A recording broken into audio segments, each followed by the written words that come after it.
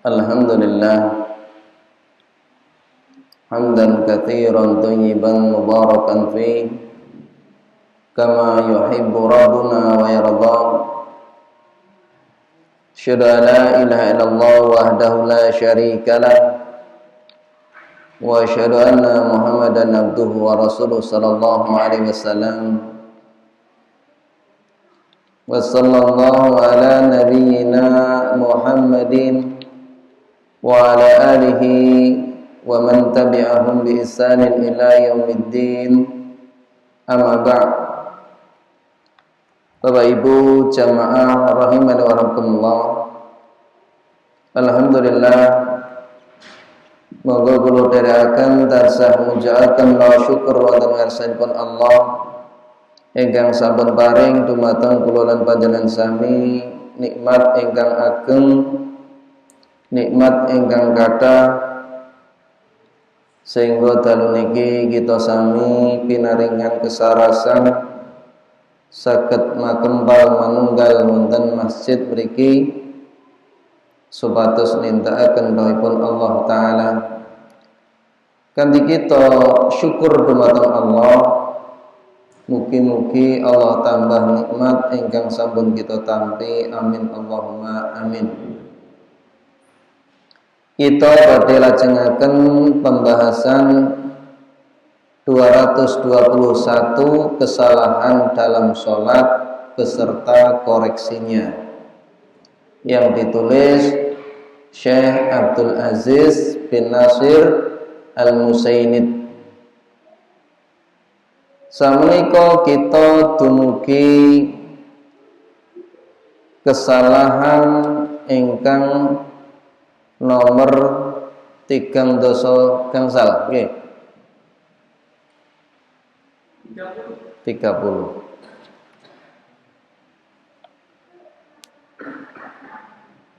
Syekh rahimahullah ngendikaken ingkang sakmenika 3 setunggal di antara kesalahan tiang-tiang anggenipun salat nggih menika merapatkan atau menyatukan jari-jari kedua tangan dan meletakkannya di atas kedua lutut sewaktu rukuk. Dadi nalika tiyang kala rukuk menika astonipun boten nyengkrem tapi niki megar. Nggih, nyengkram. Dadi mboten ngeten iki tapi dipun pika astonipun kala wau kangge nyengkram lutut kala wau. Niki ingkang leres pramila Syekh tamriki ngendikaken yang benar bahwa jari-jari kedua tangan sebaiknya diletakkan di atas kedua lutut dalam keadaan direnggangkan dan tidak dirapatkan sewaktu rukuk. Jelas niki Bapak Ibu rahimahullah? Pingin jelas Bu? Nggih, nggih matur suwun Pak dibantu nggih. Ngaten menika nggih. Nggih. Nggih, pas lutut. Nggih. Kados ngaten menika. Nggih. Niki anggap mawon proyektor.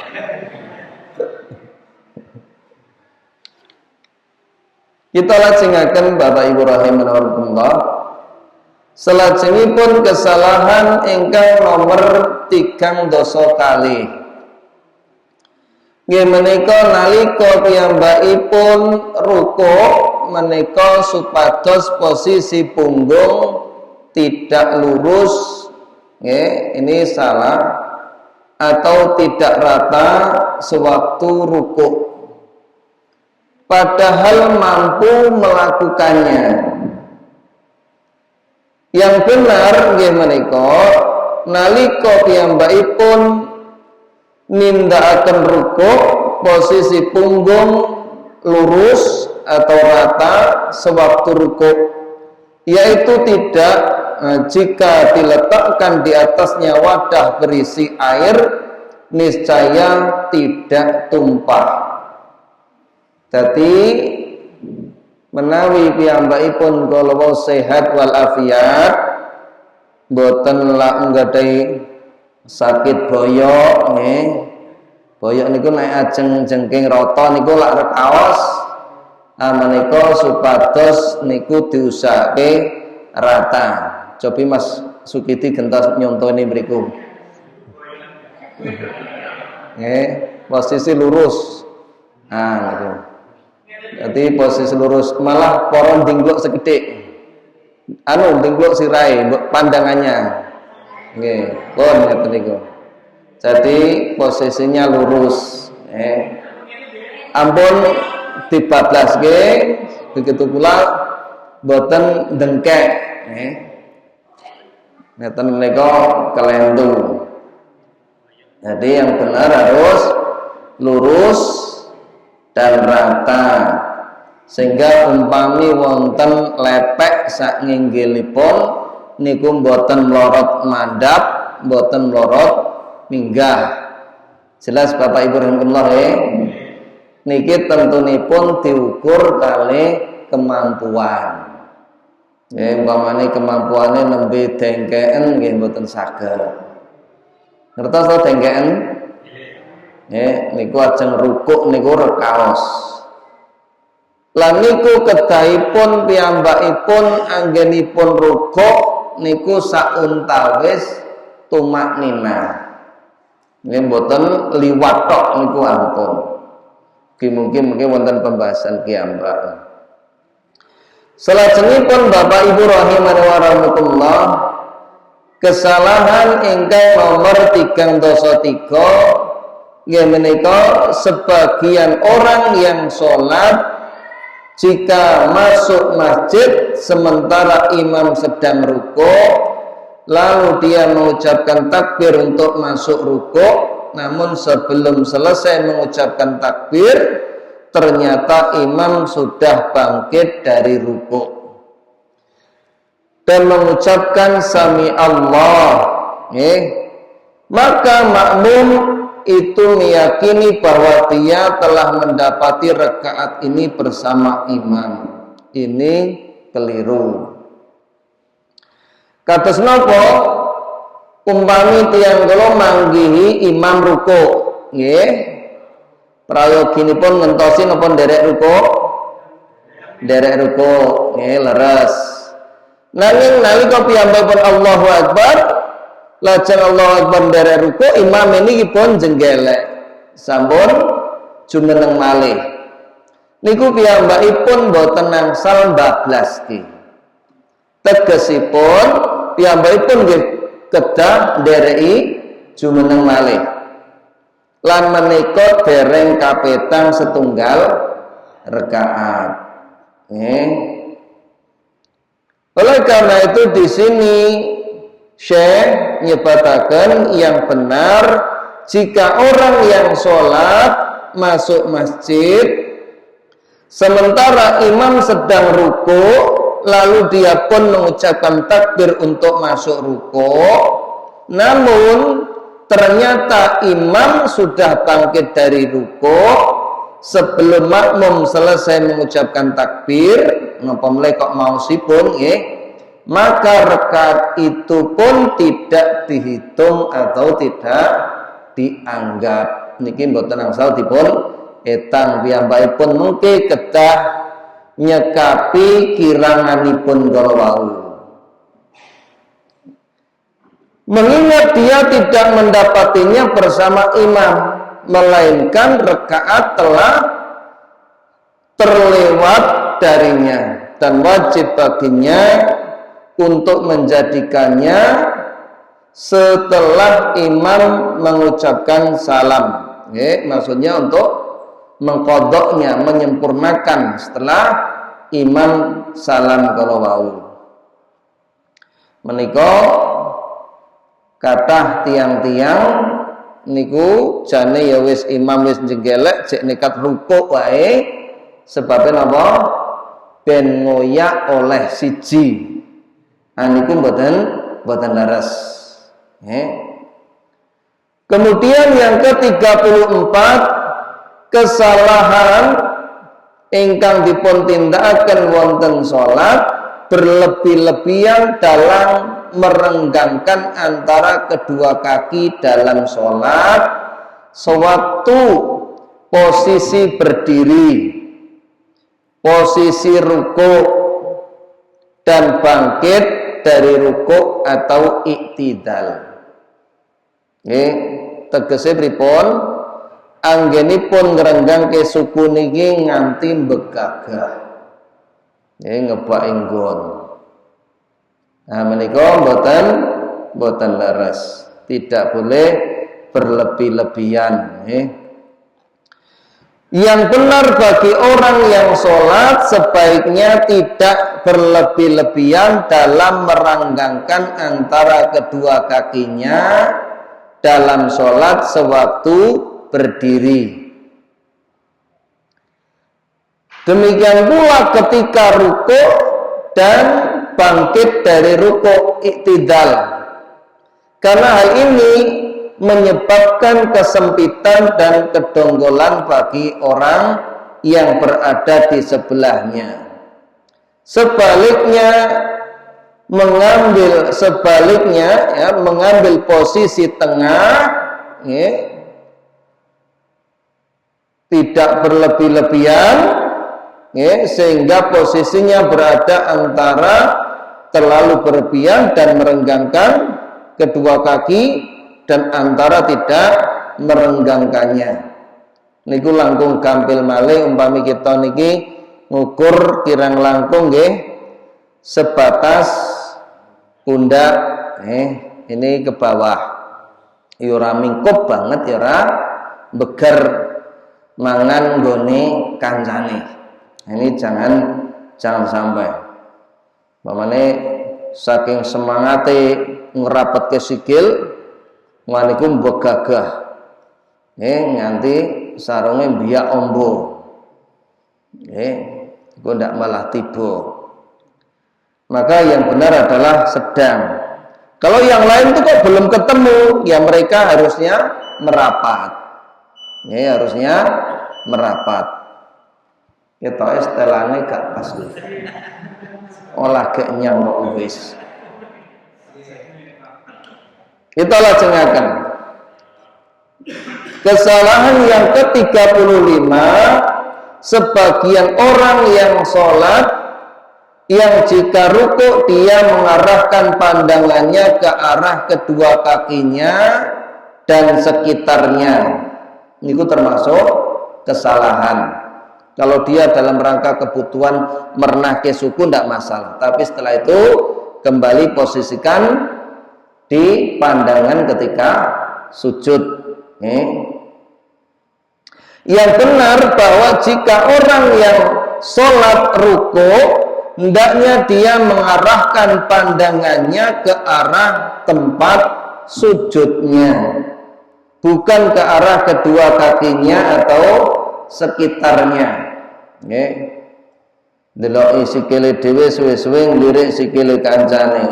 Iki turut sawah ae kuwi ketara abang-abang kukune iki. Tekan ngendi-ngendi, wong kuwi dhek enek betoke saithik kok sawah kuwi gitu. Jadi tidak boleh. Yang benar adalah mengarahkan pandangannya pada tempat sujud. Ini sangat penting Bapak Ibu rahmatullah. Kenapa?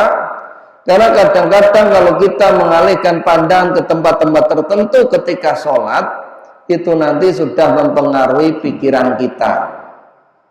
Umpamane jan iki nang sujud, dadak diunggahke dhisik bareng ngono ngingeti sarunge kancane. Sarunge ya apik wadimor kuwi, wantek kuwi gitu. Jadi kemana-mana, mula nek jenengan gadah merek sarung niku prayogane malah kok dhuwur mawon. Engko ndak diwacani andike. Nggih. Aneh ya ora ketok sarungku apik, ayo wis. Sarungku gajah duduk kok. rakyat tak mereken, ya wes. Kalau belum tahu ya, kalau sudah tahu lebih baik diposisikan di atas. Engko nek sarungnya anyar meneh wae. Nggih, soalnya iki bacot nglinding-linding sing dibawa dhuwur. Kita lajengaken Bapak Ibu rahimakumullah. Kemudian yang ke-36, kesalahan di dalam sholat kebanyakan makmum yang masbuk yang ketinggalan jamaah mengucapkan takbir ketika rukuk sewaktu mendapatkan imam dalam posisi rukuk.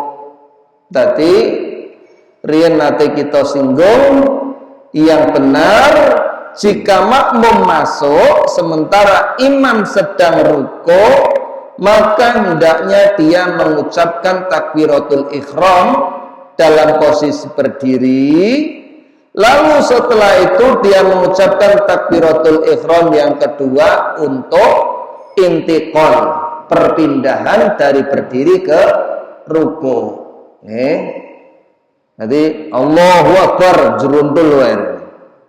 Pemane harus 2 kali. Jadi Allahu Akbar, Allahu Akbar nembe tumut ruku. Nggih, jelas mboten Ibu-ibu? Dadi mboten namung sepindah nggih, tapi kaping kalih nggih. Nek nalika sujud ping pinten takbire? Ping kalih napa ping 3? Nek telat ya tetep ping kalih. Ini ra digatekke engko kepleset nih.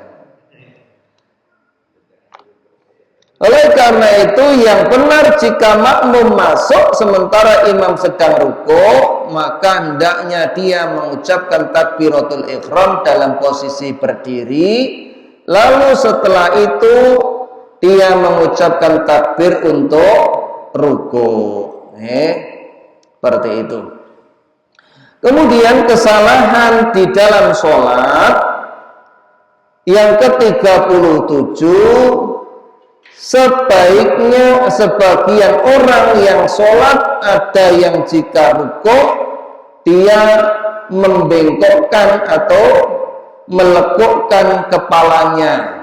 Ini kados dipun contohi Masukidi kalau wau. Tadi anggenipun apa sujud rukuk niki dibablaske. Yang benar bahwa jika orang yang sholat rukuk maka dia tidak usah membengkokkan kepalanya dan tidak usah mendongakkannya, melainkan kepalanya berada sejajar lurus dengan punggungnya. Jadi lurus mawon begini. Tadi biasa. Begitu pula badannya ngimboten angsal dibablaske kados kalau wau. Dia tetap tegak. Kemudian kesalahan yang ke-36, 38, membarengi gerakan imam. Seperti dalam waktu yang bersamaan imam dan makmum melakukan sujud.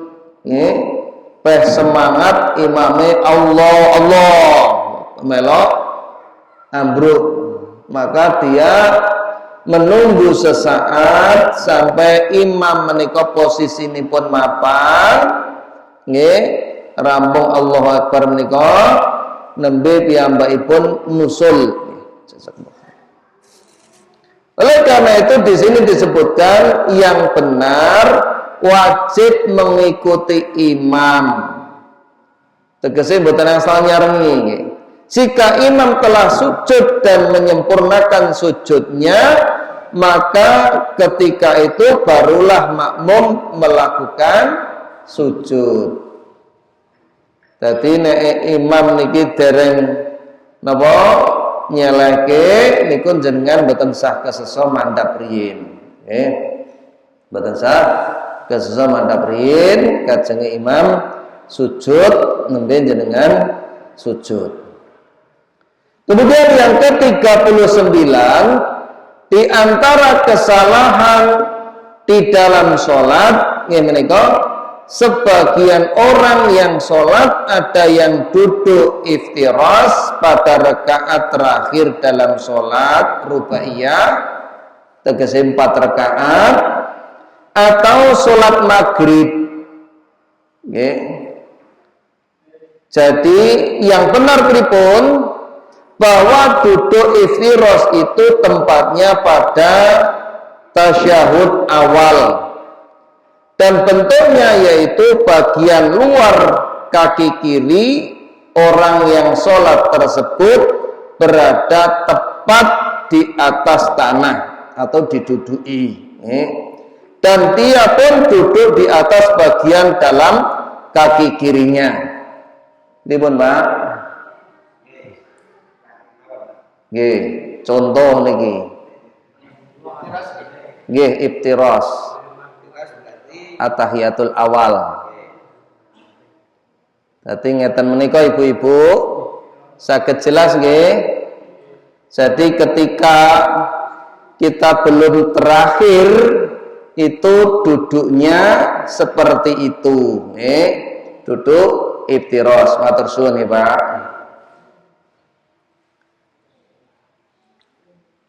Sehingga napa mboten angsal piyambakipun rakaat utawa tasyahud awal dan akhir pokoknya kabeh tawaruk itu sebenarnya kirang leres. Oleh karena itu di sini diperintahkan bahwasanya yang benar bahwa duduk iftiras itu tempatnya pada tasyahud awal, dan bentuknya kados kala wau. Jadi boten angsal tasyahud awal niki duduke tawaruk,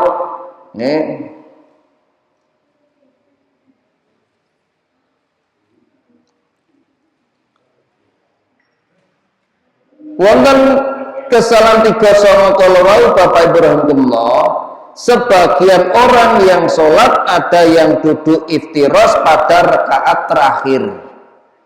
Jadi menganggap yang terakhir ini gak apa-apa rasa tawaruk, itu maksudnya. Jelas mboten? Nek tawaruk niku sing kados atahiyat terakhir menika. Yang benar bahwa duduk iftiras itu tempatnya pada waktu tasyahud. Mboten angsal kok terakhir itu tawaan napa pertama itu iftiras.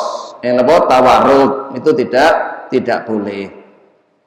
Kemudian yang ke-40, kesalahan yang terjadi ketika di dalam sholat. Sebagian orang yang sholat ada yang jika melakukan sujud dia mengumpulkan, menyatukan jari-jari kedua kakinya. Nggih tegese nggih ngeten nggih. Nggih kita jelas nggih. Yang benar membuka jari-jari kedua kaki sewaktu sujud, mengingat hadis Abu Hamid As-Sa'idi yang pun nyerasaken kana Rasulullah sallallahu alaihi wasallam idza ahwa ilal ardi sajidan jaba adudaihi an ibtaihi wa fataha asabi'a rijlaihi. Rasulullah SAW jika turun ke tanah untuk sujud maka beliau merenggangkan kedua bahunya dari kedua ketiaknya dan membuka jari-jari kedua kakinya. Jadi niki mboten dirapetne tetapi justru dipancatne wonten lemah, renggang. Jelas mboten iki direnggangkan, mboten sa dirapetne begini mboten. Tapi digarge. Kemudian kesalahan yang ke-41, sebagian orang yang sholat ada yang duduk tawaruk pada rakaat kedua dari sholat rubaiyah jumlah 4 rakaat atau pada rakaat kedua dari sholat maghrib. Sebagian orang yang sholat ada yang duduk tawaruk pada rakaat kedua dari sholat rubaiyah atau pada rakaat kedua dari sholat maghrib. Jadi kebalikan dari tadi. Kalau ini niku 2 rakaat itu sudah tawarruk. Yang betul adalah iftiros. Oleh karena itu di sini disebutkan bahwa yang benar duduk tawarruk itu sunnah dan tempatnya pada waktu tasyahud akhir seperti sholat rubaiyah dan sholat maghrib. Jadi kalau ketika kita sholat maghrib itu atahiyatul yang terakhir itu baru tawarruk. Meskipun di sini disebutkan sebagian ulama berpendapat tidak masalah bila ada orang yang duduk tawarruk dalam sholat yang punya 2 rakaat. Ada yang menganggap hal itu dibolehkan. Sifat duduk ini adalah orang yang sholat ini menduduki tanah dan mengeluarkan kaki kirinya dari bawah betis kaki kanannya. Sedang kaki kanannya berposisi tegak dan menghadap jari-jari kaki kanan itu ke arah kiblat. Terus tawarruk itu intinya dilakukan ketika sholat 4 rakaat yang terakhir atau maghrib. Itu dilakukan tawarruk. Kemudian kesalahan yang ke-42 di antara kesalahan orang-orang yang sholat bersujud dengan kening tanpa hidung padahal tidak ada keadaan yang memaksa atau darurat. Jadi sing dikenaike niki namung bathuke mawon. Hidungnya mboten kenging. Jika tidak ada alasan maka ini tidak boleh. Yang benar antara hidung dan kening itu semua kena. Mencium lantai atau sajadah. Karena orang menganggap enteng, yang penting bathoke kelet. Gitu Makanya di sini Syekh menyebutkan itu termasuk satu kesalahan. Yang benar bersujud dengan kening dan hidung sekaligus. Mungkin jelas betul ibu-ibu. Ketika sujud itu kening dan hidung harus kena. Dua-duanya harus kena. Kemudian yang ke-43 di antara bentuk-bentuk kesalahan dalam sholat bersujud dengan tangan satu sedang tangan satunya disibukkan dengannya tanpa sebab yang memaksa atau darurat. Jadi sujud niki tangannya musrkai, maka itu tidak boleh kecuali nek darurat. Darurat kok moro-moro celekit ya di usek pisan wae. Ora kok dikukur kene bar genti kene genti. Bar kene terus genti sirahe. Bar ngono buka kuploke. Kukuri kabeh tangan loro. Maka hendaknya kita tumak nina. Itmi'nan ketika sholat. Oleh karena itu Syekh di sini mengatakan yang benar bersujud dengan 2 tangan sekaligus dan orang yang sholat hendaknya merapatkan menyatukan jari-jari kedua tangannya dan menghadapkannya ke arah kiblat. Jadi begini ya Pak begini. Jadi sak pundak atau satu talingan. Kalau posisi ini tidak malah dibegarkan, boten. Kalau pas nyengkram tadi begar. Jadi kalau pas ini justru dirapatkan, nggih, tidepne ngilen menika. Kemudian poin yang ke-44, di antara kesalahan di dalam sholat yaitu menggenggam atau mengepalkan jari-jari kedua tangan sewaktu sujud. Niki nggih mboten angsal, kok nyeketem ngeten niki mboten angsal. Yang benar agar orang yang sholat memanjangkan jari-jari kedua tangannya dengan menghadap kiblat sewaktu sujud.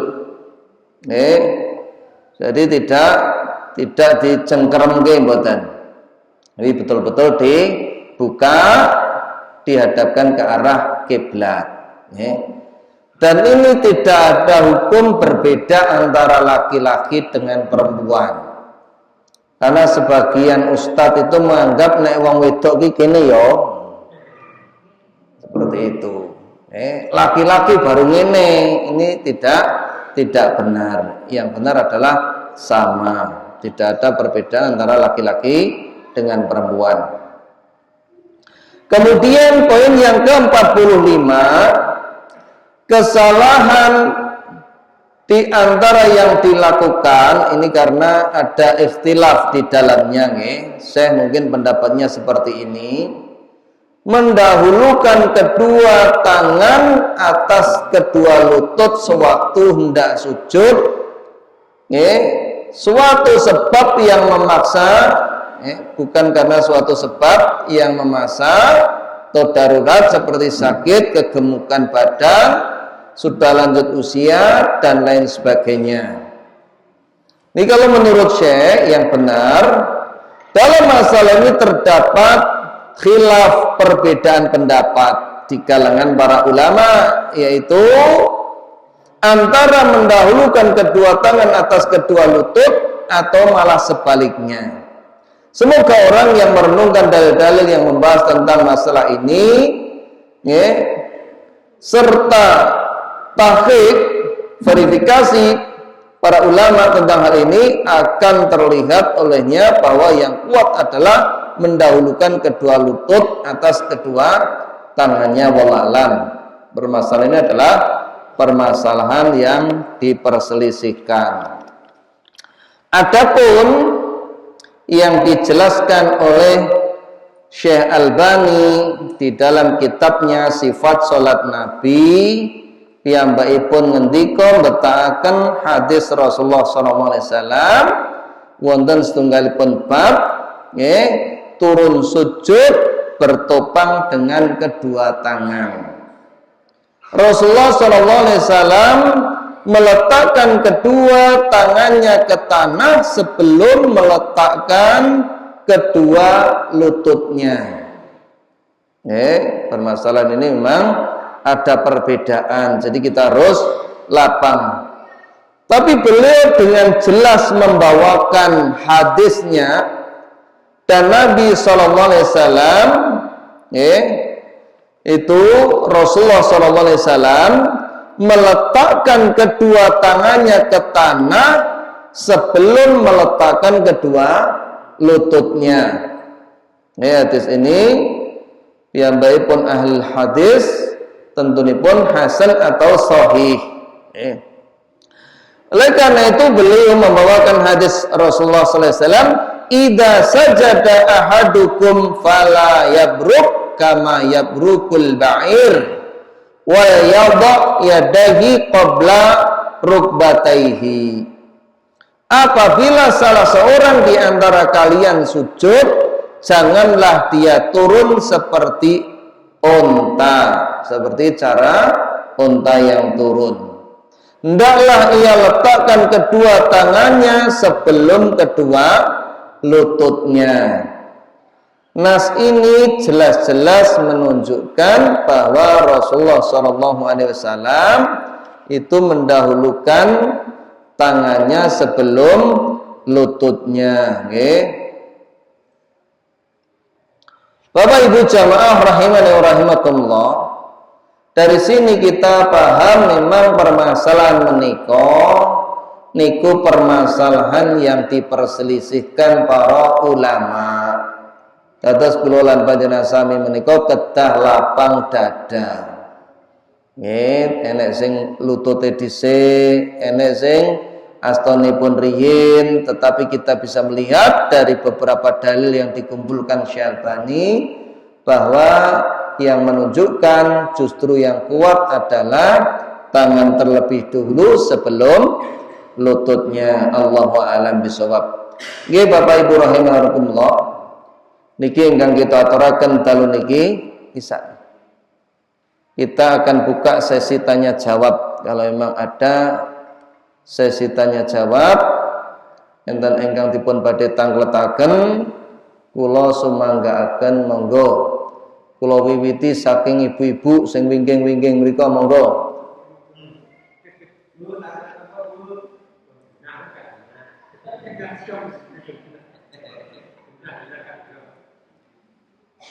Enten pertanyaan apa, Bu? Pripun? Oh, yang tadi dipraktekkan. Lampun. Oh, sing terakhir. Oh, nggih. Kaki dulu atau tangan dulu?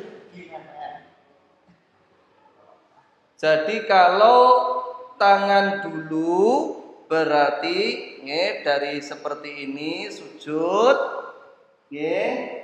Niki pun rotot dereng wujute. Oh. Jadi kalau kita dongakkan sedikit itu malah benjol, maka seperti ini.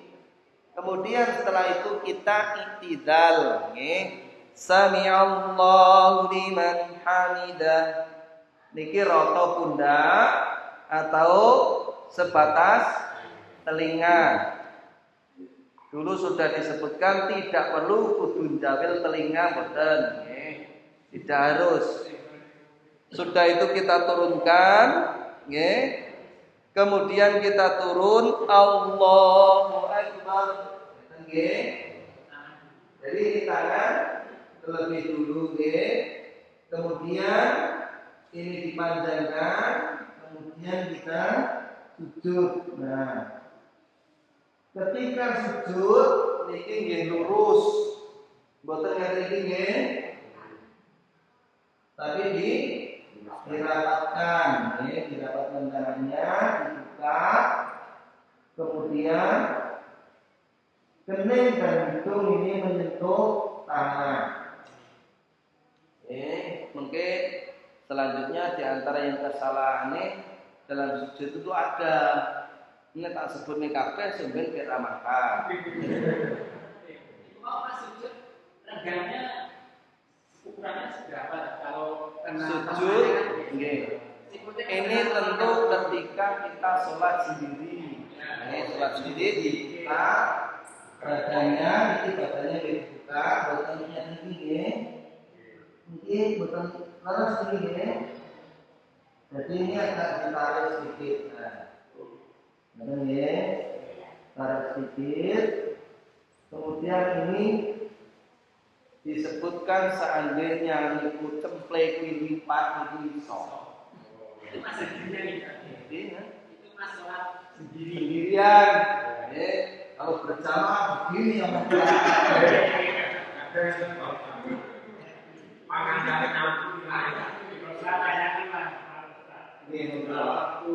sujud tadi, kebetulan di bagian anggota badan kita ada. Apakah ada batasnya di waktu mukuri?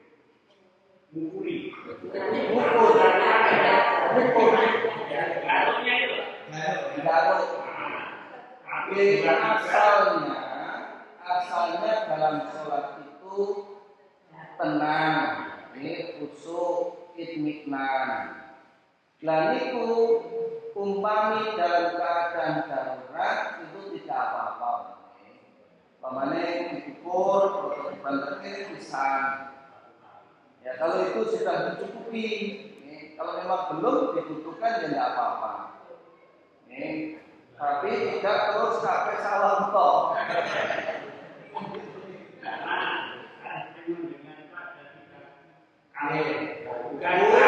batal, maka ada fatwa dari Imam Syafi'i yang menyebutkan seperti itu, tapi belum saya cek. Yang jelas ketika dalam keadaan darurat itu dibolehkan, bukan nopo-nopo. Namanya kita itu ada sesuatu yang membahayakan, itu harus dibeduk. Namanya bisa kok berlalu kayak bentuknya mati, malah hidup. Maka seperti itu ansar. Jadi sesuai kondisi keadaan pun. Kemudian kalau yang dimaksudkan Syekh itu tadi maksudnya ikhtilaf kalau Sami Allahu liman hamidah, Allahu Akbar. Ini itu nanti ini. Dan ini state ikhtilaf itu tegese sing ngeten iki ngenten dasaripun, sing ngaten astonipun dintro nggih wonten dasaripun. Berarti kita mboten usah udur-uduran masalah niku ngoten nggih. Enten malih sing kirang kono napa?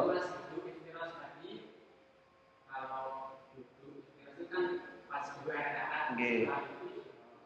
Kalau tiga kan kalau sama 4 itu kan taruh. Nggih. Terus kalau kita sholat Jumat atau sholat sunnah atau sholat tarawih itu kan 2 rakaat. Nggih. Itu iftiras atau tawarruk? Nggih. Kalau itu sebenarnya asalnya ketika salam niku namung sepindah niku sebenarnya kita tidak mengapa kita duduknya iftiras. Iftiras niku ngeten iki lho nggih. Itu kalau umpamanya salatnya salamnya cuman sekali, nggih. At-tahiyatnya cuman sekali itu kita iftiras. Tapi kalau 3 kali, pertama iftiras, kedua nggih tawarruk nggih. Iki ketok lho iki nggih. Darane ra enak. Iki kula seselke niki. Jadi seperti itu nggih, Mas Siti nggih. Terus kalau imamnya itu duduknya sama kita iftiras atau apa? Oh, itu tidak apa-apa. Itu tidak apa-apa. Artinya tidak mutlak imam itu harus diikuti, ngeten Mas Siti nggih. Artinya dalam perkara-perkara seperti itu tidak harus semuanya diikuti. Mamane imamnya itu di bawah sini. Lawak dhewe wis ngerti ilmune kudune nang kene kan. Melok nang kene engko malah pripun. Nggih, enten malih. Nggih monggo Pak.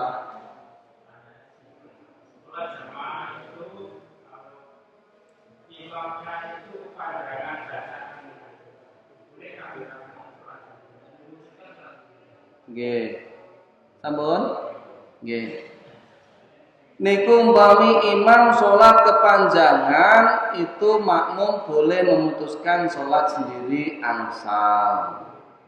Tapi nggih Pak nggih, niki nggih enten ukurane paling boten. Rikala semanten Mu'ad bin Jabal niku anggenipun ngimami niku maosipun surat Al-Baqarah. Nggih wonten kampung niku enten sing tiyang nem siang ini ku nyirami tanduran. Wasal niki sing diwaca ndelalah surat Al-Baqarah. Al-Baqarah ini kamangka 20 lembar. Nggih. Dadi nek awake dhewe niki kula dereng manggi kok wiwit ngronong tekan yen kula niku meh mboten enten setengah kebet niku mawon sak lembar niku mawon pun empet-empetan gitu. Awit nggih sami do ngertos nemong jamaah. Nggih Pak nggih. Rata-rata kan ngeten niku. Dadi umpamanipun mengke nek sing diwaos banter-bantere al-a'la utawa anaba niku sakjane sih kepitung dereng patos panjang. Ya mong nek ora tau diwaca nyat yo mlayu kaya wis-wis niku. Tapi asalipun asal ya Pak nggih umpama wonten kepentingan nggih kados ngaten kok piyambakipun kula wau kok dawane ra erang niku asale boleh memutuskan itu. Terus wonten malih mboten